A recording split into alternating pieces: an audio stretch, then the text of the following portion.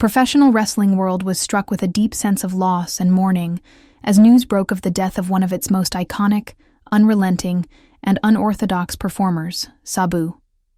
Known to the world by his ring name, but born Terry Brunk, he passed away at the age of 60, according to pwinsider.com. No official cause of death was disclosed, leaving fans and colleagues across generations in a state of grief and shock, grappling with the sudden absence of a man who defined an entire era of hardcore wrestling and helped shape the DNA of one of the most radical wrestling promotions of all time, Extreme Championship Wrestling, ECW.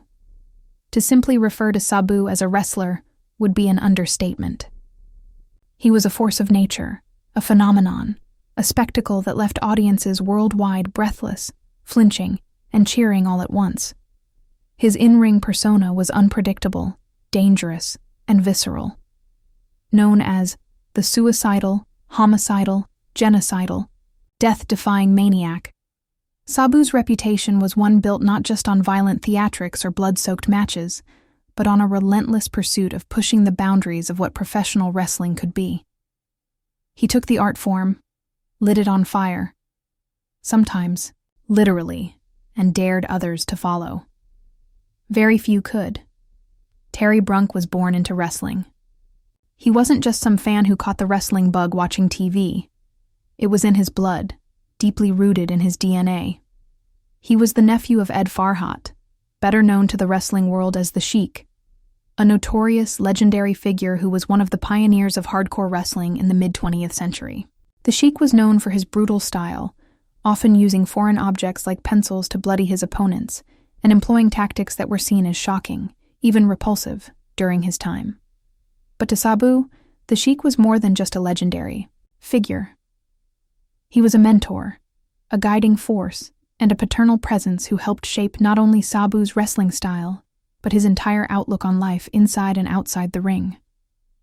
From his earliest days, Sabu had no interest in following the traditional path. He didn't want to just be another wrestler locking up, running the ropes, and hitting basic dropkicks.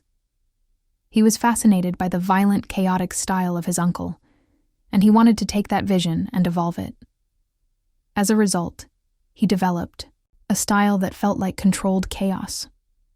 Whether it was somersaulting through tables, hurling himself through barbed wire, or leaping off chairs launched like springboards, Sabu took the art of violence and turned it into poetry, albeit poetry, written in bruises, scars, and blood. In the 1990s, ECW provided the perfect canvas for Sabu's brutal artistry. Founded by Paul Heyman and based in Philadelphia, ECW, originally Eastern Championship Wrestling, quickly morphed into something altogether different: Extreme Championship Wrestling. It was a promotion built on rebellion, risk, and realness. It didn't just attract fans, it converted them into disciples. And at the core of that revolution stood men like Sabu, whose matches became mythic tales whispered among wrestling fans like urban legends. Sabu's matches weren't just contests. They were battles. They felt real. He made fans believe that every bump, every crash through a table, every wrapped fist in barbed wire was a genuine act of destruction and sacrifice. He wasn't just wrestling for a paycheck. He was making an offering to the gods of mayhem. And when he took those risks, he wasn't doing it recklessly. There was intention behind every seemingly suicidal dive.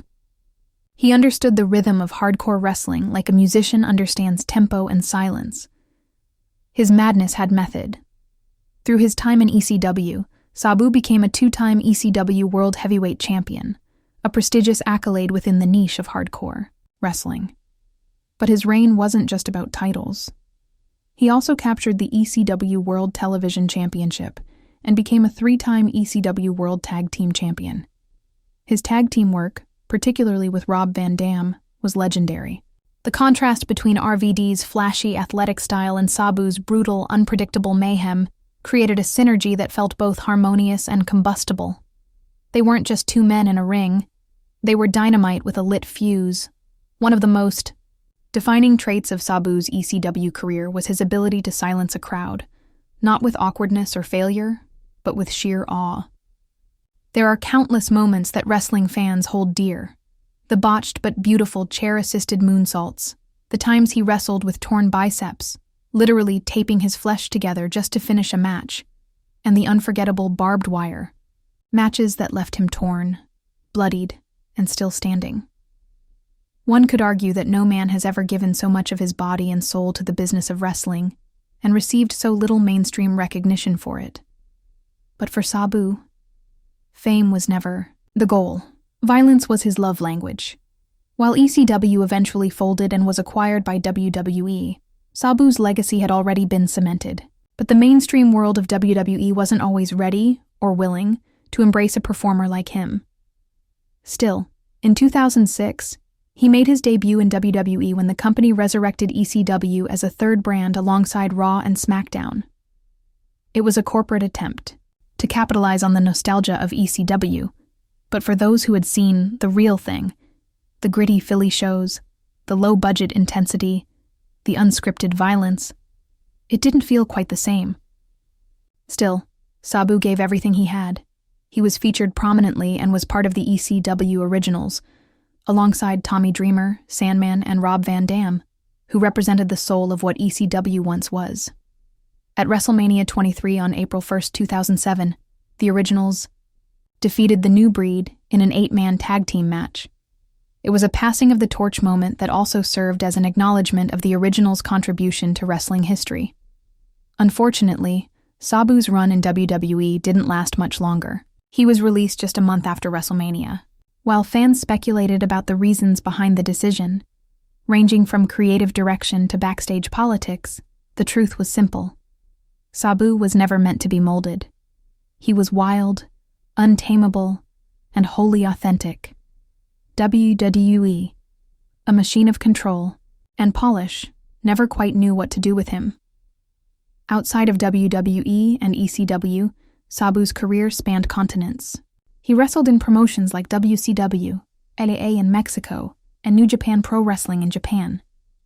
In each new territory, he adapted while still remaining true to his roots. Fans across the globe came to revere him, not because he was flashy in a conventional sense, but because he made you feel something primal. Wrestling, in its purest form, is about storytelling through pain and resilience, and no one embodied that like Sabu. Even as age caught up with him, and the wear and tear of decades of brutal matches began to show, Sabu never truly left the ring. He continued to perform in independent promotions around the world, often appearing in front of die-hard fans who still remembered his glory days.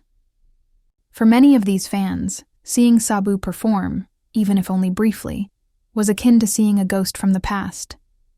He wasn't just a wrestler to them.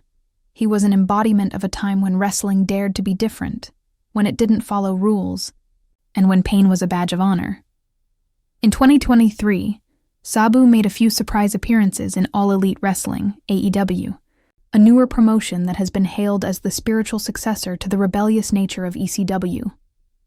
He appeared as a special enforcer for a match between Adam Cole and Chris Jericho, a role that required presence, intimidation, and respect. And, even at his age, even with decades of scar tissue and surgeries behind him, Sabu commanded the room with silence. When he pointed his finger to the sky, his trademark gesture, it wasn't just a signal. It was a reminder. This man was the standard AEW in a heartfelt tribute, posted on its official X, formerly Twitter account. From barbed wire battles to unforgettable high-risk moments, Sabu gave everything to professional wrestling. Our thoughts are with his family, his friends, and his fans. The wrestling world echoed that sentiment. This wasn't just the passing of a man, it was the end of an era. Rob Van Dam, Sabu's longtime tag team partner, didn't need to say much. He posted a simple emoji of an index finger pointing up, an homage to Sabu's signature pose, a quiet but poignant tribute from someone who knew the man beyond the mayhem. Sometimes the loudest love is expressed in silence. Taz, another ECW original and currently an announcer for AEW, offered a more direct emotional response, saying that the news of Sabu's death breaks my heart. And he spoke for many, wrestlers, and fans alike, who felt the crushing blow of losing a legend who had shaped not just a company, but an ethos.